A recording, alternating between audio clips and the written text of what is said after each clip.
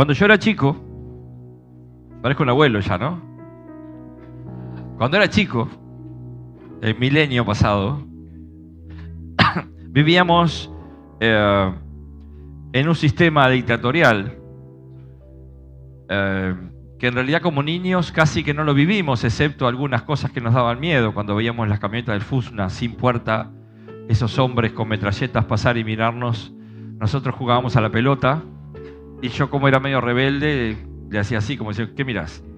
Y los demás me decían, te van a meter preso. Van a meter preso, lo rompo todo, decía yo. Eran tiempos difíciles, sobre todo para nuestros adultos. Eran tiempos difíciles para los adultos que trabajaban como militares y no estaban de acuerdo, pero era su trabajo. Vivimos tiempos muy difíciles y cuanto más atrás en los años, vivieron tiempos desde predictadura. Algunos de los que están acá, su niñez fue en el 60 y ahí vivieron cambios, muchos cambios, y después tema Tupamaros y golpe militar y todo lo que ya sabemos o lo que no sabemos y nos contaron y nunca se nos ocurrió estudiar. Y la iglesia cristiana verdadera siguió gritando el mismo mensaje, por más que algunos pastores los llevaron presos.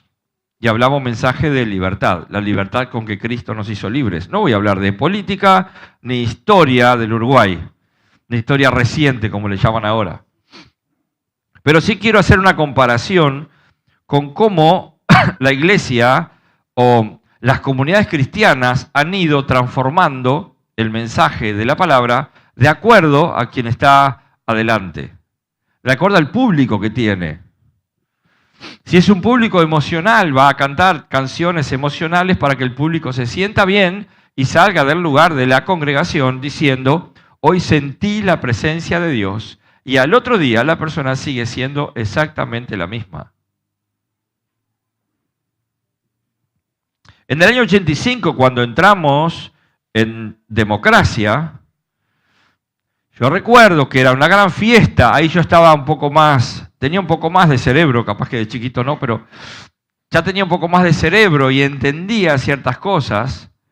Y veía que entramos en democracia y que todo el mundo celebraba y yo todavía no tenía idea de lo que era la democracia porque nadie me la enseñó, no la viví, por más que me la trataron de enseñar. En la escuela me mintieron groseramente sobre quién eran nuestros próceres.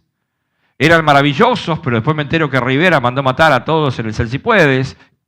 Las cosas que sucedieron, que Artigas tenía mujeres por todos lados y hijos por todos lados, y que era un latifundista y me van a matar por esto.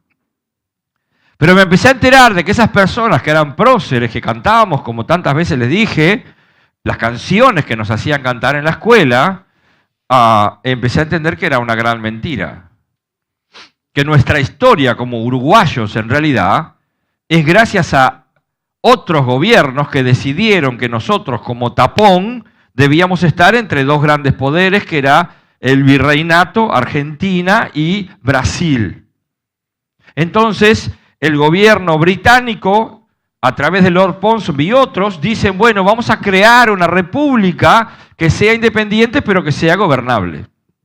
Capaz que un historiador me da 10 vueltas con lo que estoy diciendo. Pero en definitiva, cuando uno habla de Uruguay, el uruguayo no es patriota. El argentino es insoportablemente patriota. Si juega la selección argentina y está en la reunión, cambiala porque no te va a ir nadie. Van a mirar la selección argentina porque somos la Argentina. Y con esto no me estoy burlando, digo, sino que tienen un sentido de patriotismo que es envidiable. Nosotros nos dicen, bueno, tenés que ir al acto y cantar el himno nacional. Otra vez. ¿Cuándo cantamos el himno nacional? En un partido de fútbol que va a jugar la selección uruguaya, y sobre todo si está el zurdo Besio cantando Orientales, la patria o la tumba. ¿Se acuerdan cuando jugamos contra Costa Rica? ¿Se acuerdan? Yo estaba ahí. Estaba en una nube de marihuana. Porque el único lugar que conseguí fue en la Ámsterdam. Y había tanta gente que me senté en las escaleras porque no había otro lugar. Y era una nube aquello. Y empezó a cantar el zurdo Besio y cantó, y siguió cantando la canción, y Costa Rica se puso a practicar y todo el mundo empezó a chiflar y a enojarse. Yo decía, ¿qué patriotismo? No, es el partido de fútbol. El patriotismo nuestro, antes, cuando yo era chico, en los días patrios se levantaba una bandera en la casa de uno. Se ponía una bandera, un pabellón nacional, en la casa de uno, o en las iglesias, o en los lugares comunes, o en los clubes, se ponía un pabellón nacional. Ahora le preguntás a alguien cómo está constituido el pabellón nacional y no tiene la más pálida idea. Te dice, tiene unas líneas celestes ahí, un solcito. ¿Qué se conmemora tal fecha? No tengo la más pálida idea. Sé que mi cumpleaños no es, te dicen. Y en nuestro tiempo teníamos que saber las fechas, teníamos que poner el nombre raro a las cosas, natalicio de Artigas. ¿Por qué no decís nacimiento? No, natalicio. Pues mi natalicio es el 21 de julio y nadie me dijo es tu natalicio. Teníamos una forma de pseudo patriotismo, pero hoy el Uruguay no es patriota, pero para nada. Es de los países de Latinoamérica menos patriotas. Si viene Brasil a querernos invadir, nos decimos, ¡gloria a Dios! No decimos, no, que te reviento, que yo soy uruguayo, que acá no vas a entrar. No. Somos así, ¿qué vamos a andar peleando con la gente? Hicieron unas papeleras y casi pensamos que estábamos en guerra. ¿Con quién? Con las Guyanas vamos a estar en guerra. Las Guyanas están en América del Sur, digo por las dudas, al norte. Surinam está en América del Sur. Algunos dicen, es África. No, tenemos esos países raros también en América del Sur. Y comparándolo con la palabra de Dios, digo, ¿cómo nosotros, de un mensaje puro y exacto, hemos ido de a poco siendo patriotas del reino? Y ahí empieza el palo, dijera alguno. ¿Por qué? Porque estamos predicando un mensaje que no es el mensaje de Cristo. Muchas veces predicamos un mensaje que es para agradar a la gente. Jesús no quiso agradar a la gente.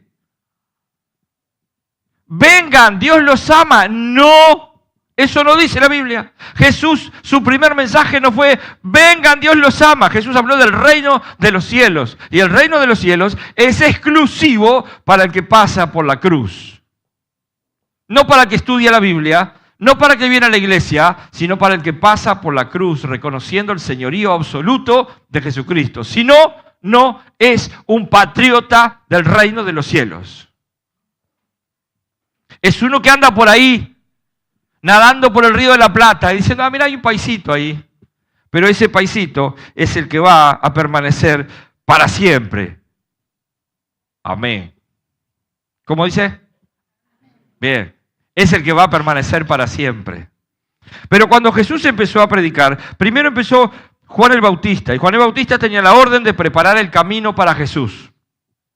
Prepara el camino. Estaba escrito en el Antiguo Testamento lo que Juan tenía que hacer y lo que Juan iba a comer para aquellos que estuvieron el miércoles. Todo estaba escrito en el Antiguo.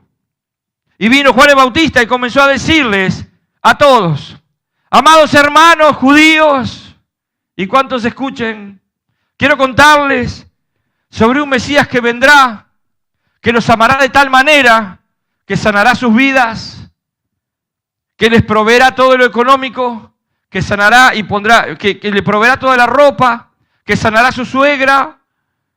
Ya la gente empieza a mirar y dice, no quiero a él, ¿no?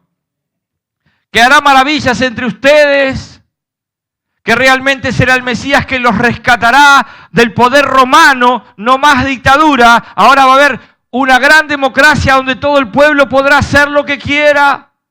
Eso sí, tiene que asistir a la sinagoga los sábados. Ese fue el mensaje de Juan el Bautista.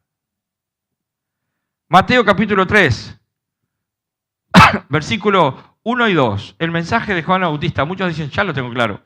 Sí, claro. Lo tenemos claro, pero no lo practicamos. En esos días, pónganlo, Juan el Bautista llegó al desierto de Judea y comenzó a predicar.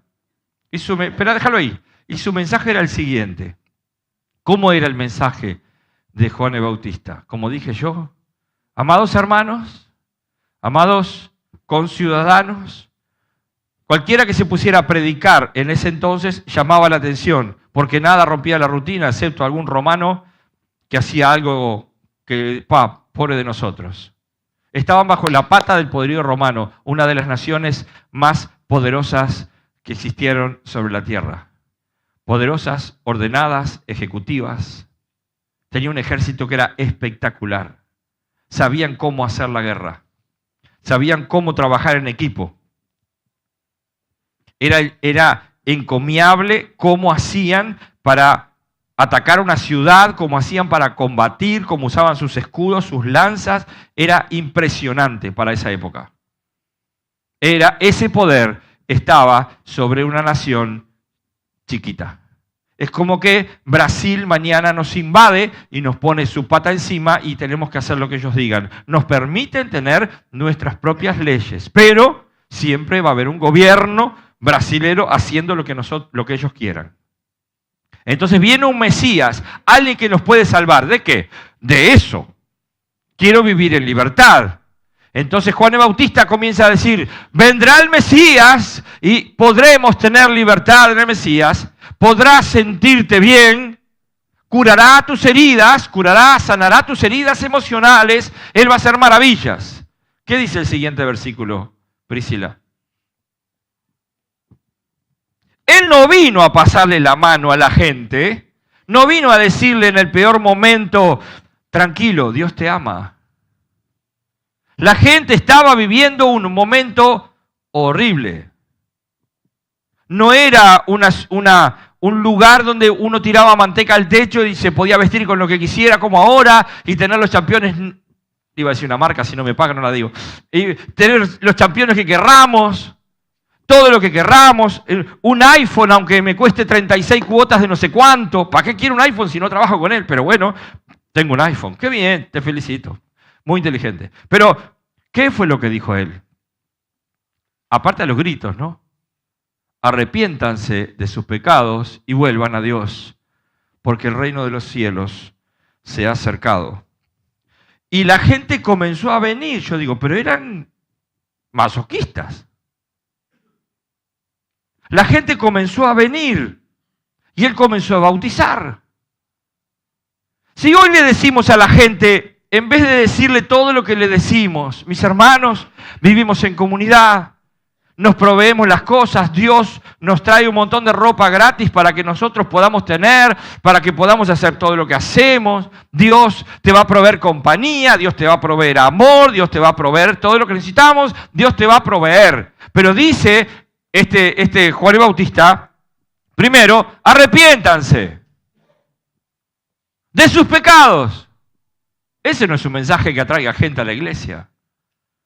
Ese es un mensaje que te haga amigos. Por eso es que la mayoría de nuestros consejos son humanistas y no bíblicos. Cuando hay un consejo bíblico te va a llevar al arrepentimiento. Te va a llevar a decir, tú tienes pecado en tu vida que debes confesarlo. ¿Qué hacemos nosotros en nuestras consejerías? Después de Juan el Bautista viene Jesús. Entonces Jesús, como es el Señor Jesús, cambia el mensaje. Vamos a ver Mateo capítulo 4, versículo 17. Dice, a partir de entonces Jesús comenzó a predicar. Bueno, por fin, ¿qué predicó Jesús? Arrepiéntanse de sus pecados y vuélvanse a Dios, porque el reino de los cielos se ha acercado. Mismo mensaje. Entonces Jesús vivió entre ellos, hizo milagros, sanó enfermos, resucitó muertos, sí, resucitó a muertos, resucitó gente, hizo milagros realmente, y están escritos por historiadores que no eran cristianos. Fue maravilloso caminar, ver a Jesús, por eso mucha gente lo rodeaba, les daba de comer, hizo maravillas, y la gente lo seguía y lo buscaba. ¿Por qué? Porque buscaba sanidad, porque buscaba liberación de los demonios, porque buscaba que Jesús les solucionara los problemas. ¿Y saben qué? Muchas veces Jesús lo hizo. Jesús muere en la cruz, Jesús resucita, asciende a los cielos, el Espíritu Santo viene y Pedro comienza a predicar. Y dice en Hechos capítulo 2, versículo 38. Pedro contestó, cada uno de ustedes debe ¿qué? Arrepentirse de su primer mensaje de Pedro. Es como que me invitaron a predicar acá y yo comienzo, en vez de decir, mis amados, qué honra estar entre ustedes. ¿Vieron que cuando alguien invita a predicar a otro, dice, qué honra estar entre ustedes? Y es cierto. Gracias a Dios porque me dio el mensaje para esta congregación tan especial, que ama a Dios. Y yo en vez de decirles eso, les digo, mis queridos hermanos, arrepiéntanse de sus pecados y vuélvanse a Dios. No me invitan nunca más. No soy agradable. Pero Pedro comenzó a decir eso y en el 3:19 dice también algo parecido. O sea, el arrepiéntanse está continuo. Ahora pues, sí, ahí. Ahora pues, arrepiéntanse de sus pecados y vuélvanse a Dios para que sus pecados sean borrados. Este mensaje deberíamos escucharlo los evangélicos, los que somos cristianos, porque nos estamos olvidando del ejercicio y la disciplina de la confesión. Pecamos contra Dios y no nos importa, no nos duele.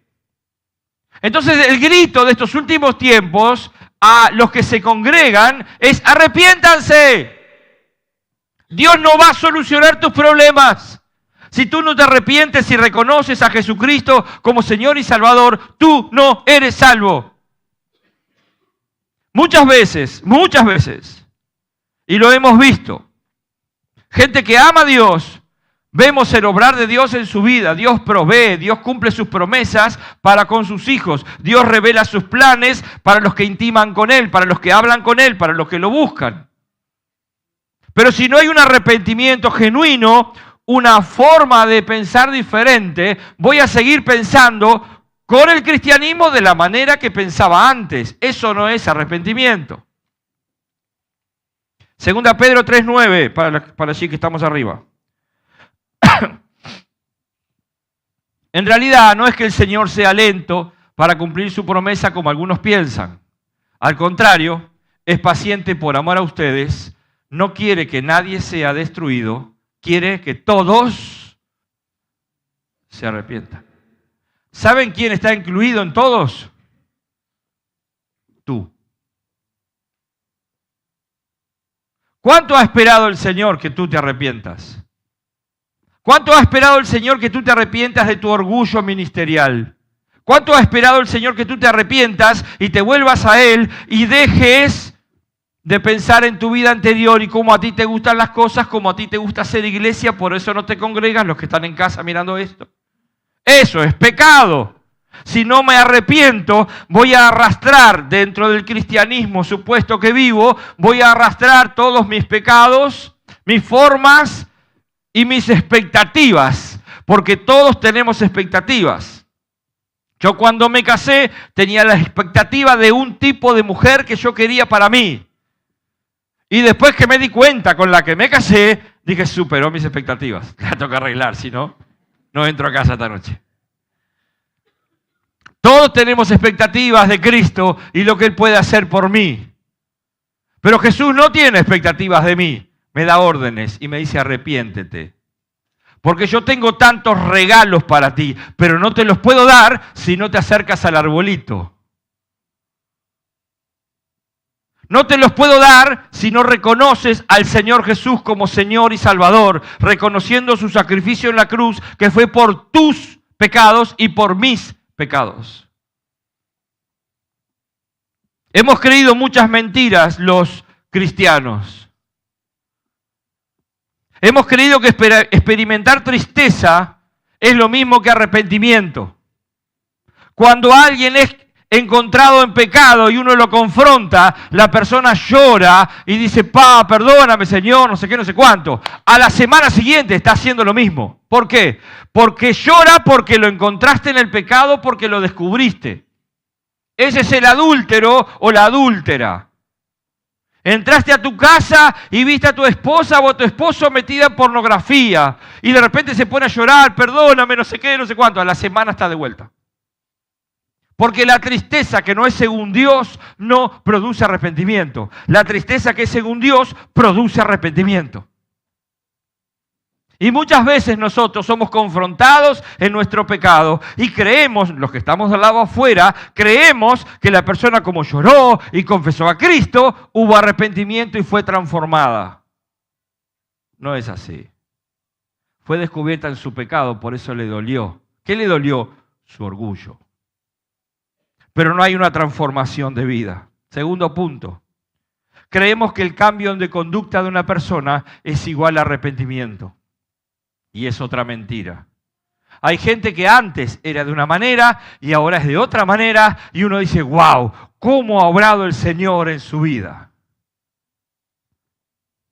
Yo tengo varios compañeros de trabajo que han ido a psicólogos y psiquiatras y a través de medicación y terapia conductual han cambiado su conducta ha sido cambiada. Antes eran irascibles, eran gente que explotaba por cualquier cosa, ahora con cierto químico que necesitaba, medicamentos y con una terapia para contarle al psicólogo lo que vivimos desde el vientre de nuestra madre. Yo no sé cómo hacen, pero le cuentan lo que está, porque mi mamá comió guiso y a mí me cayó mal en la panza de mamá. ¿Vieron esas cosas que ahora surgen?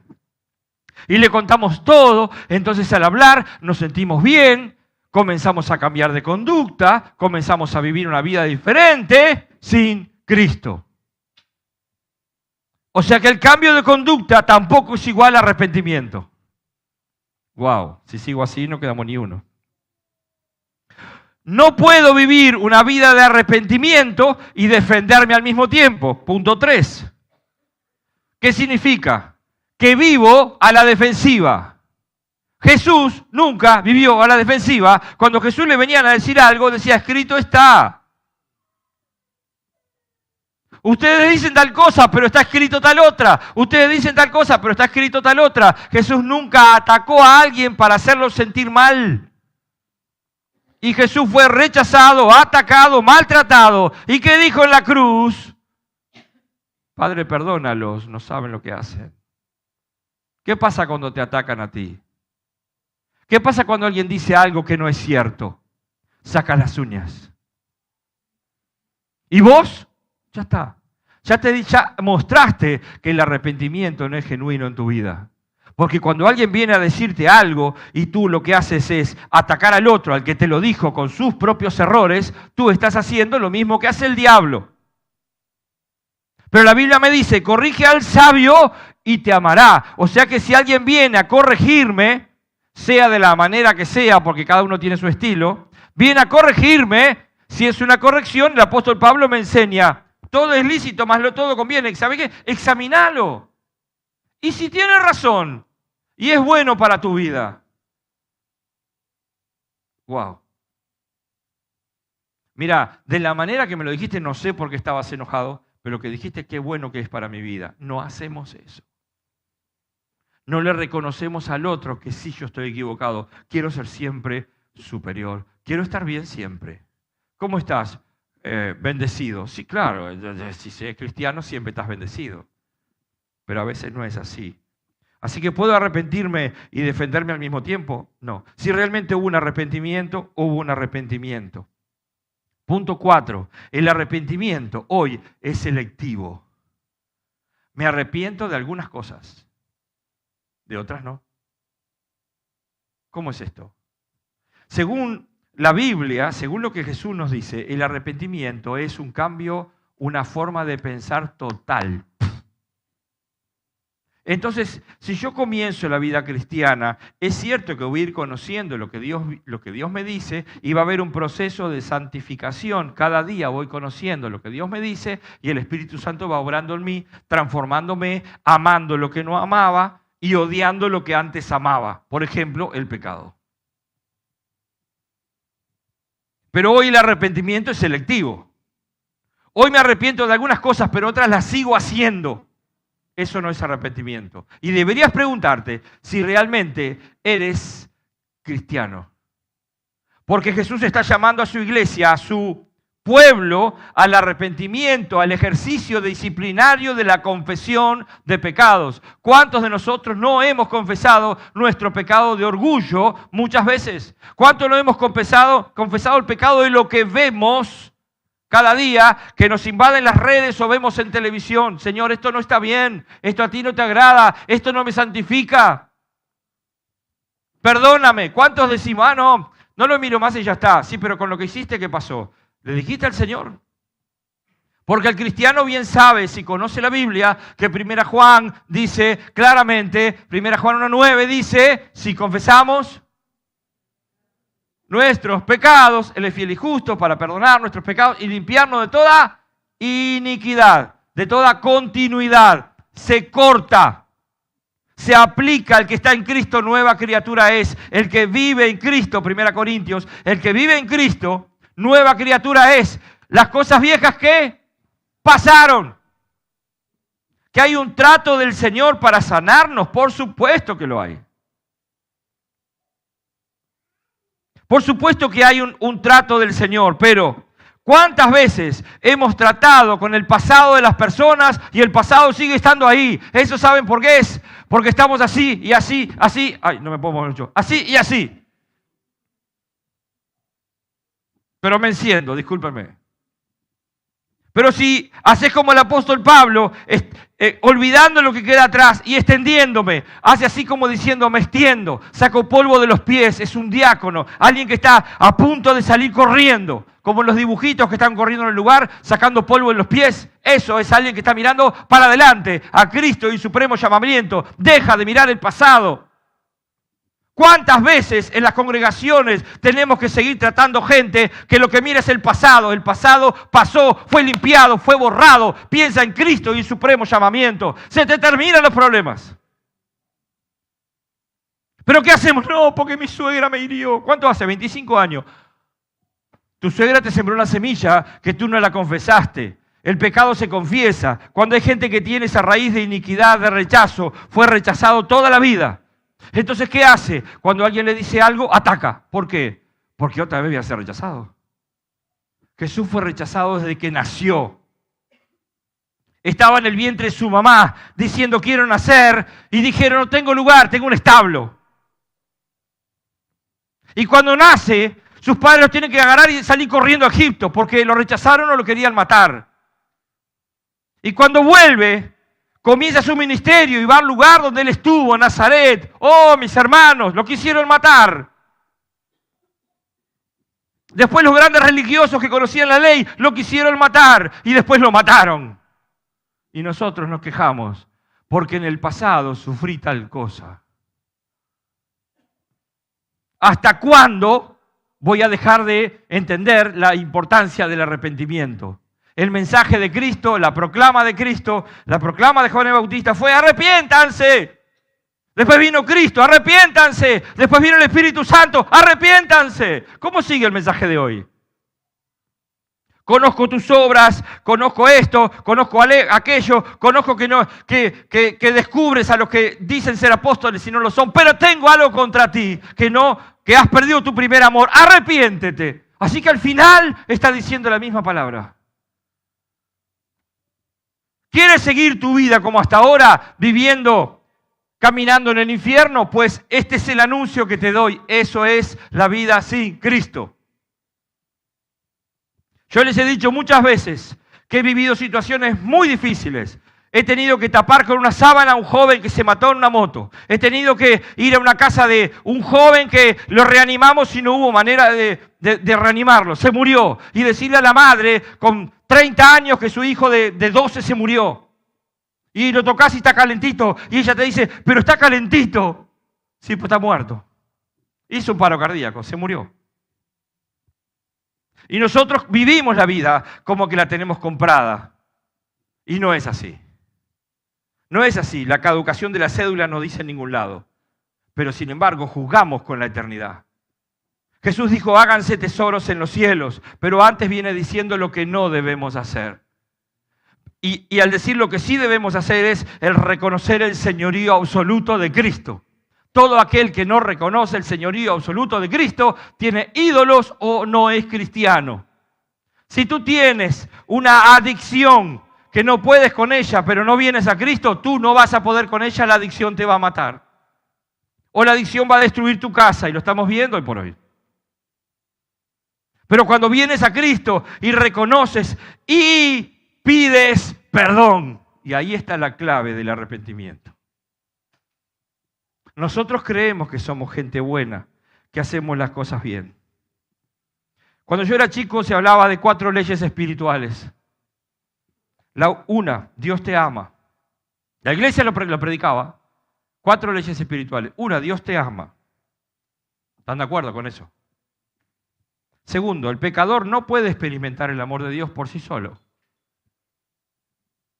Tercera, en Cristo puedo experimentar el amor de Dios. 4, para experimentar el amor de Dios, debo recibir a Cristo en mi corazón. Esas eran las 4 leyes espirituales.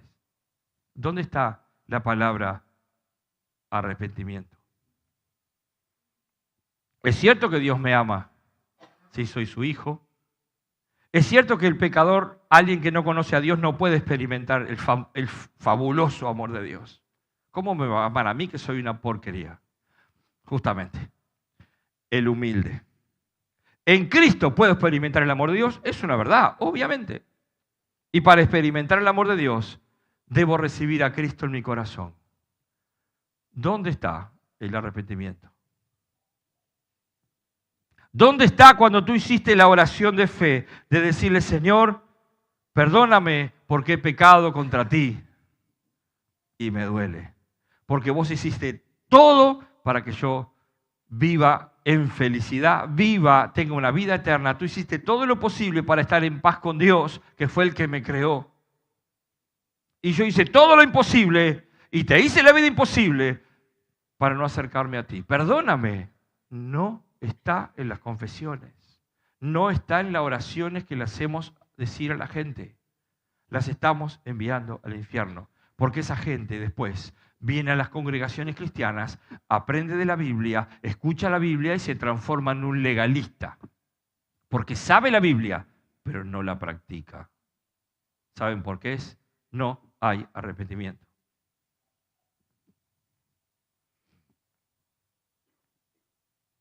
Mientras no hablemos de arrepentimiento en nuestras propias vidas y entendamos que cada día debemos confesar nuestros pecados, el verdadero cristiano viene a Cristo y le dice, Señor, hoy pequé en esto.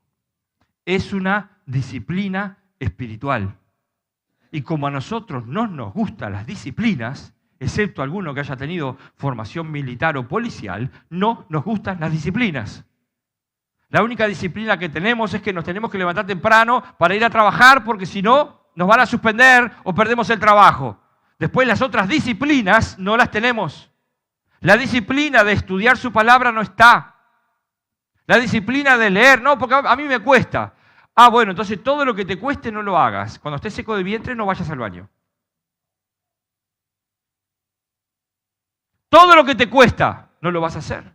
Claro que a mi carne le cuesta sentarse a leer. Es más fácil mirar una serie de Netflix o de lo que sea que sentarme a leer su palabra con palabras difíciles y no entenderla. Y debo preguntar, y debo investigar, y debo buscar. ¿Por qué? Porque estoy interesado en mi crecimiento espiritual. Quiero más. Yo lo veo los miércoles. Los miércoles estamos estudiando la palabra. ¿Y cuántos de ustedes están aquí?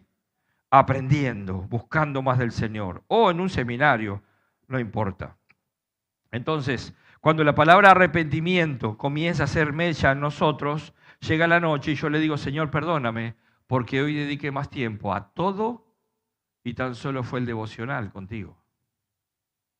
Escuché un devocional así nomás y al mediodía ya me olvidé y ya estoy siendo el mismo de siempre, la misma de siempre, hablando igual que siempre, con las mismas emociones y sentimientos que siempre y voy acumulando. Y voy acumulando. Y cuando quiero acordar, digo, tengo tanta carga, Señor. Tenés tanta carga por todo el pecado que acumulaste que no me confesaste. Porque el que confiesa, lo limpio. Queda libre. Qué bueno decirle cada día al Señor, Señor, hoy metí la pata. Señor, perdóname porque hoy le hablé mal a alguien. Me habló mal y yo reaccioné mal y le hablé mal. Por más que lo que le dije es una verdad. En el cristiano no vale aquello, te lo voy a decir, te gusta o no. En el cristiano vale aquello, te lo voy a decir de una manera que tú lo entiendas y con amor, porque yo no soy mejor que tú. Cuando yo me pongo en el lugar de pedestal, le voy a hablar al otro en un idioma como diciendo, yo soy mejor. No me digas. No hay uno mejor, solo Cristo. Somos todos iguales en este lugar. Igual de pecadores, algunos hijos, otros no. Ahora quiero hablarle a los hijos. El Señor es soberano, ¿sí o no? ¿Qué significa soberano? Porque decimos, sí, es soberano. ¿Qué significa soberano?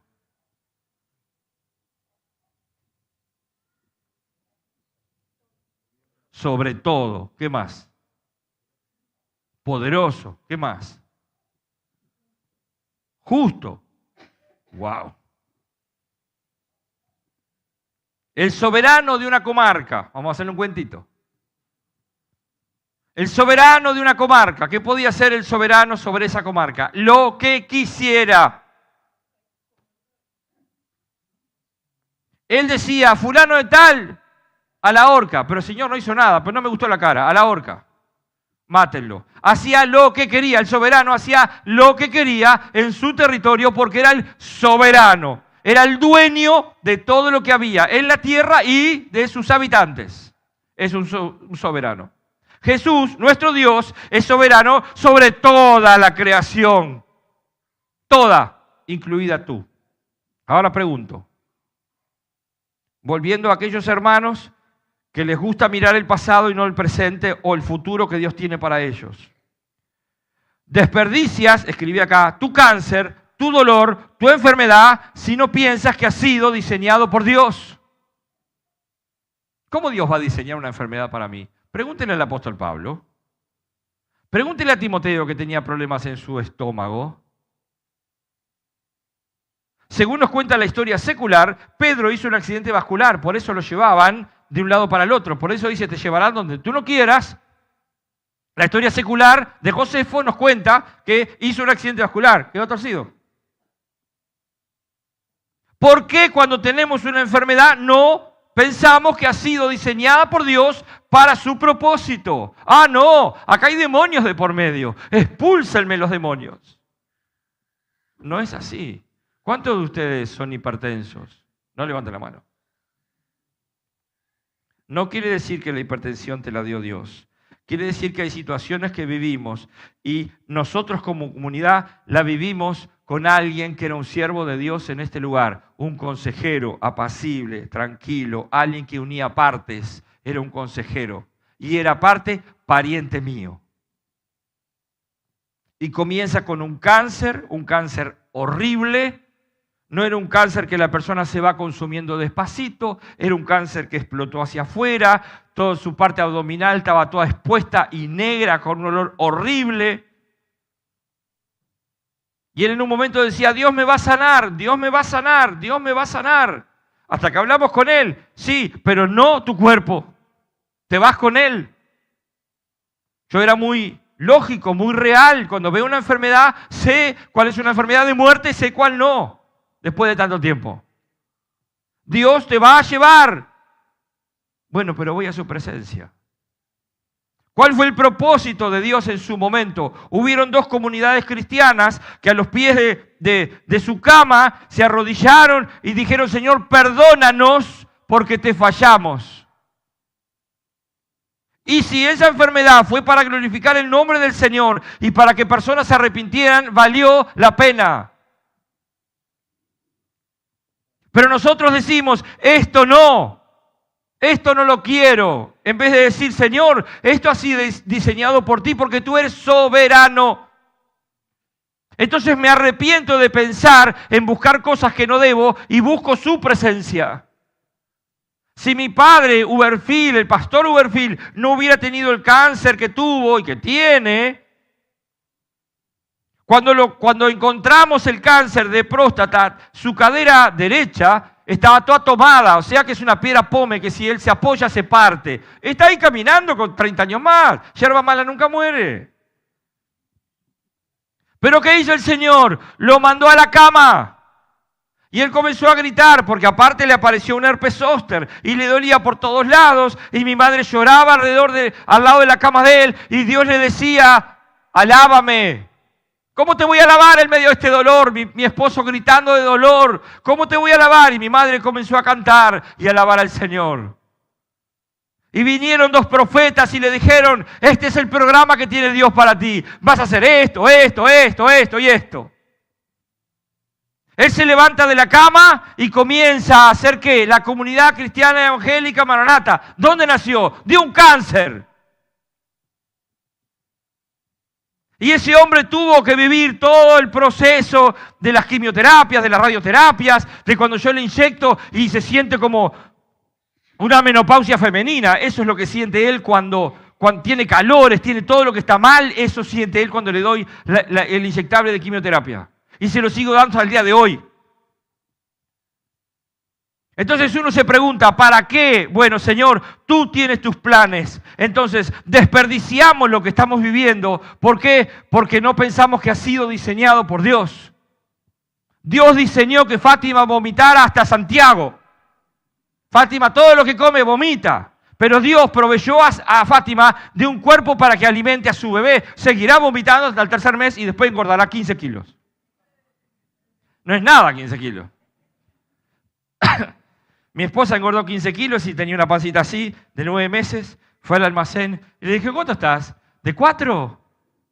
Volvió, me dice, volvió llorando, ¿no? Me dijeron que estaba de 4 meses y él tiene 9. Estás inmaculada, flaca, no molestes, estás divina.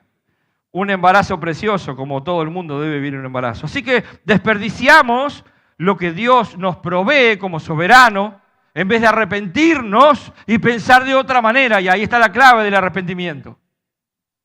Punto 2. Desperdicias tu dolor, tu cáncer o tu enfermedad si piensas que es una maldición y no un regalo. Si estás haciendo algo que no quieres hacer, pero Dios te lo puso, dile, Señor, gracias por este regalo, perdóname porque hasta ahora pensé que era una carga. Mi esposa va 3, 4 veces por semana a cuidar a sus papás. 95 años y 85 años. 95 mi suegro, que no hay con qué matarlo, porque en realidad 95 años y su mente brilla. 85 mi suegra y por momentos anda en la nube de Google. Y ella baña a su madre, hace la comida, limpia la casa, soporta el carácter de su papá. Todas las semanas. Todas las semanas, y todas las semanas, y todas las semanas, y todas las semanas. Y un día dice, ¿cómo me gustaría quedarme en casa hoy? Tengo tanto para estudiar, tengo tanto para leer, pero mis papás me necesitan. Ahí voy a estar. Por momentos parece que se transformara en una carga, pero cuando dice, Señor, perdóname, porque lo que estoy sintiendo no está bien. Esto es un regalo. Hablamos muchas veces con mi esposa. ¿Qué regalo para nuestros nietos que tengan a sus 4 abuelos? ¿Qué regalo para nuestros nietos que tengan esos bisnietos, tengan los bisabuelos vivos? Entonces vivimos cosas que pensamos que son una carga y son un regalo de Dios para formarnos y para que donde estemos sigamos siendo luz. Jesús dijo, es ligera mi carga, es suave el yugo, es ligero el yugo. Aprended de mí que soy manso y humilde de corazón. Soltá, entendé, como tantas veces decimos, si yo pongo algo en el hueco de mi mano, para que alguien me lo arrebate me tiene que tocar la mano. Si yo hago así, no me lo saca. Eso hace el Señor. Lo que está pasando acá adentro, yo soy soberano. ¿Qué debería hacer el que está ahí adentro? ¡Wow! ¡Qué lindo! Estoy en sus manos. ¿Qué hacemos? Nos quejamos. Desperdicias esa situación si piensas que es una maldición y no un regalo. Arrepiéntete. Es un regalo de Dios. Desperdicias tu dolor, tu cáncer, tu enfermedad, si buscas consuelo en las estadísticas, en ChatGPT, en los médicos y no en el Señor. Cuando tenemos un problema, buscamos todo alrededor en vez de ir a los pies del Señor y decirle, Señor, tengo este problema. ¿Cuál fue la que murió? La hija de Jairo, ¿no? Esta fue la que murió y bien. Este hombre fue a buscar a Jesús. Quería que Jesús sanara a su hija. Lo fue a buscar. En eso Jesús se entretiene con la mujer que le toca el manto. Cuando por fin caminan hacia la casa de Jesús, vienen a avisarle, tranquilo, ya no llames al maestro porque tu hija se murió. Imagínense la noticia de ese padre. ¿Pero con quién estaba? Con Jesús. Jesús le pone la mano al hombro y dice, tranquilo, estoy yo. Vamos a tu casa. Pedro, Jacobo, Juan, venga conmigo. Talita cumi, levántate niña. Se levanta, denle de comer. Ese es Jesús. Cuando nosotros vemos un problema grande, Jesús dice, vení. Arrepentite de esa forma de pensar, de que todo depende de ti, de lo que tú puedas solucionar, y entendé que soy soberano, mi querido hijo cristiano, mi querida hija. 4. Desperdicias tu dolor y enfermedad y cáncer o lo que tengas si pasas más tiempo buscando una cura que leyendo y estudiando su palabra. Y esto lo he hecho yo. Mi columna está como en las columnas viejas de UTE, de madera y hecha pedazos.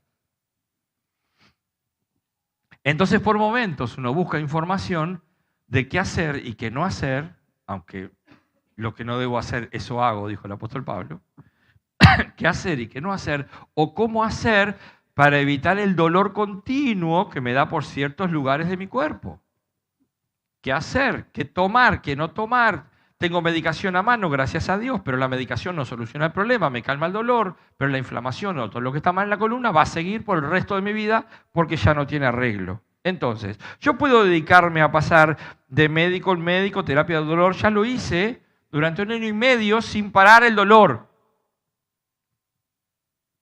Si yo hubiera dedicado ese 1 año y medio, mientras estaba con dolor, a estudiar y a conocer más de Dios, no hubiera perdido el tiempo. Hubiera conocido más a mi Dios con dolor o sin dolor. Entonces tuviera tenido otra esperanza de decir, Señor, gracias, porque esto me detuvo y al detenerme, lo que hace es llevarme a ti a conocerte más. Desperdiciamos lo que Dios nos da para dar gloria a su nombre. Desperdicias tu cáncer, tu dolor, tu enfermedad. Yo no sé, capaz que le estoy hablando a alguien de la casa. Si te lleva a la soledad y no a la compañía de Cristo y su familia. Yo he visto mucha gente, muchos cristianos, que en el momento, durante la semana están preciosos, pero llega el domingo, cuando se van a reunir con el pueblo de Dios, y les aparece una angustia en las uñas. Entonces, o no vienen, o te mandan mensaje, hoy no me siento muy bien, me duele la pestaña quinta. ¿Y yo qué interpreto? No, querés estar con el pueblo de Dios. Tuviste un problema con tu esposa, por eso no venís, pero ella viene. No permaneces. Tuviste un problema emocional y por eso preferís el problema emocional más que a Cristo. ¿Dónde está Cristo? Acá. En compañía de tus hermanos. Pero cuando nos pasa algo, si nosotros buscamos más la soledad que estar en compañía de los hermanos, rodeados, amados, aconsejados, corregidos, estamos desperdiciando lo que nos pasa. Todo lo que nos pasa, si realmente amamos a Dios, es para nuestro bien, o sea, para el propósito para el cual nacimos. Todo. Y por último, desperdicias tu dolor, tu cáncer, tu enfermedad, si no lo usas como medio para testificar de Cristo para la gloria de Dios. ¿Cómo es nuestro vocabulario? Yo le digo a mi esposa, si la gente se escuchara hablar, realmente se daría cuenta que por la forma de hablar le está diciendo a su propio cerebro lo que está mal. Explico.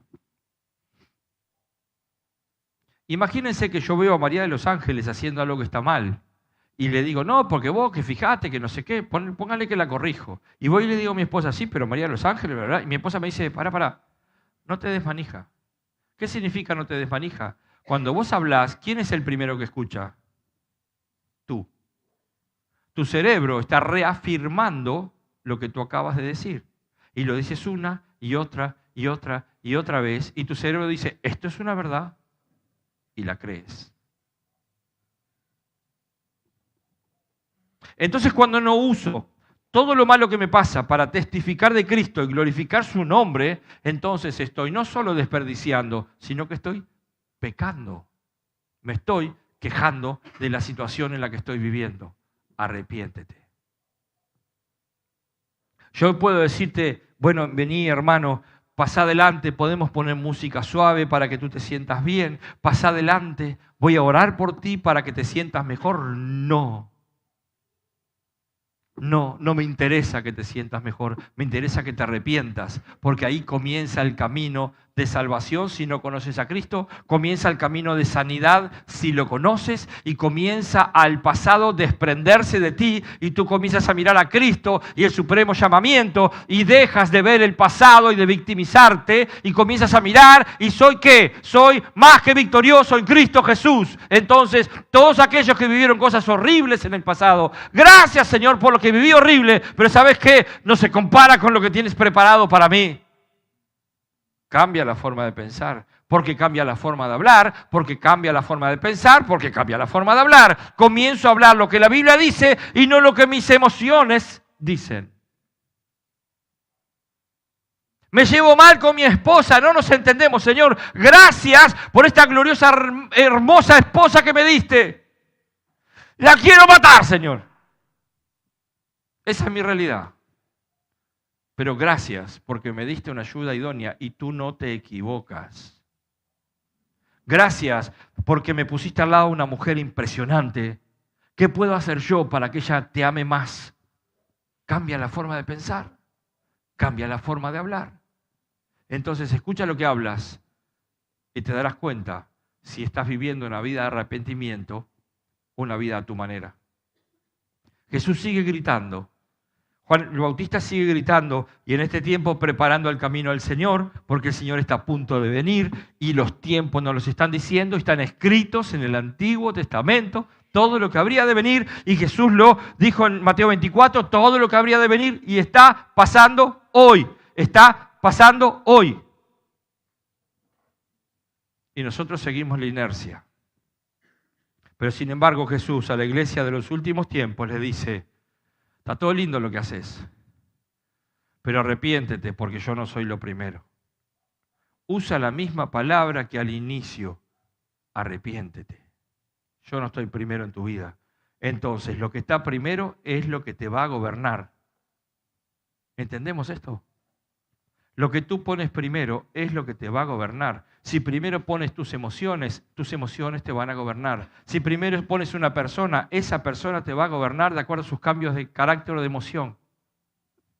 Si primero pones a Cristo, Cristo te va a gobernar y no hay cosa mejor que te pueda pasar, porque vives en libertad. Señor, gracias una vez más por recordarnos que tú anhelas que vivamos en la libertad con que Cristo nos hizo libres. Que el pasado no tiene poder, por eso se llama pasado. Que el presente continuo que vivimos en ti es un presente de esperanza, porque miramos al futuro y vemos todo aquello que tú dijiste para tus hijos. Porque vemos el hoy y vemos el cumplimiento de tu palabra en aquellos que te amamos. Cómo tú nos sostienes, cómo tú nos guardas, cómo tú nos alimentas, cómo tú nos proteges nuestra mente, proteges nuestras emociones. Pero Señor, gracias por el llamado a atención.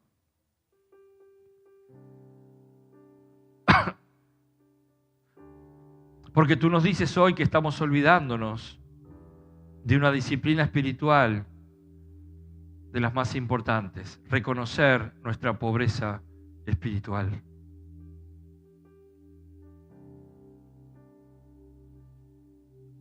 Llévanos, oh Dios, a ese lugar donde podamos decirte, perdóname, perdóname. Perdóname porque hablo lo que no debo. Perdóname porque miro lo que no debo y después hablo de eso. Perdóname, oh Dios, porque yo quiero que tú hagas muchas cosas y tú me pides una hoy. Arrepentimiento. De corazón.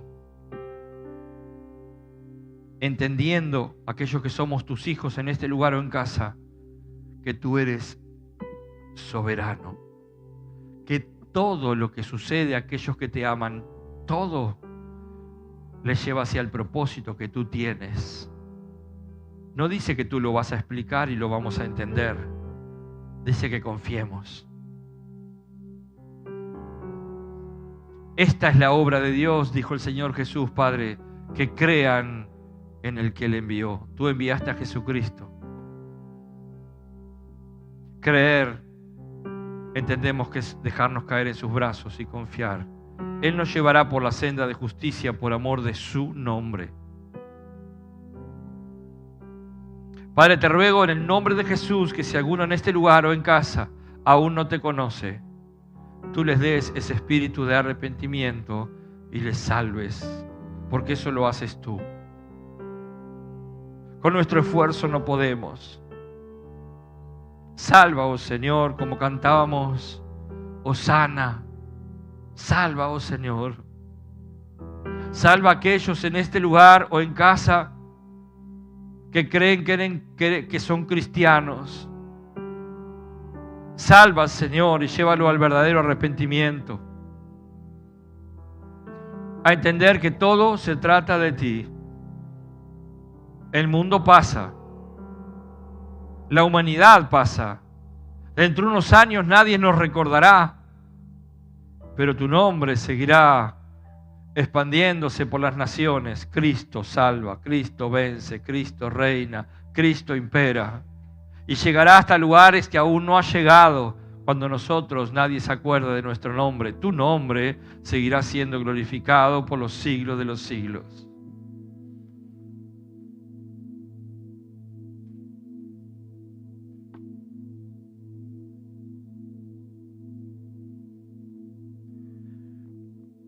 Te invito a que estés orando.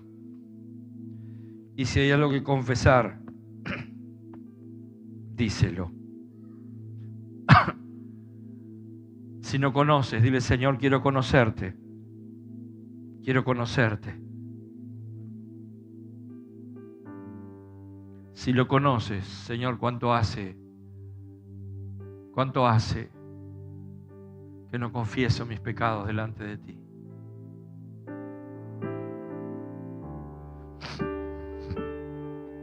Si estás viviendo una situación difícil, Señor, gracias, porque a pesar de todo, tú estuviste ahí. Y tú tienes tus propósitos para cada uno de nosotros.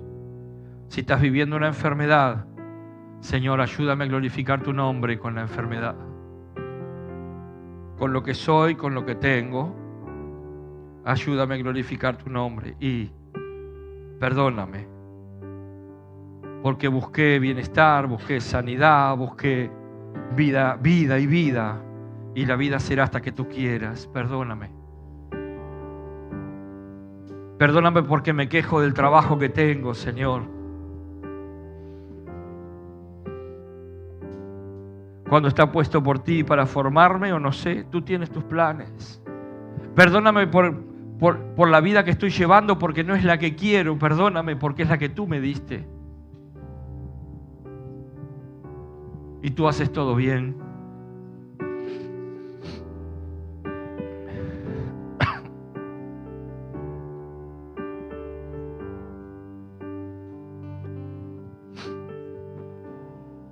Se levante ti, Señor,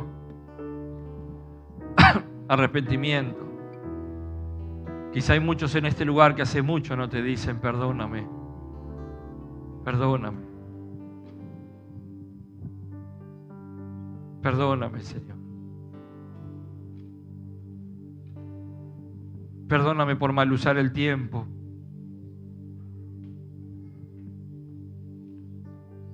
Perdóname por no perdonar, y ayúdame a perdonar a otros que me han hecho daño. Ayúdame a perdonarlos, Señor, para recibir tu perdón. Ayúdame a perdonar a aquellos que me dejaron solo, sola en el peor momento, porque tú estabas ahí.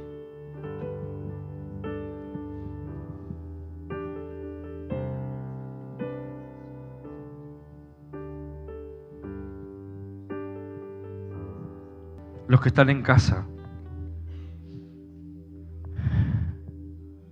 es tiempo de confesar, es tiempo de arrepentirse.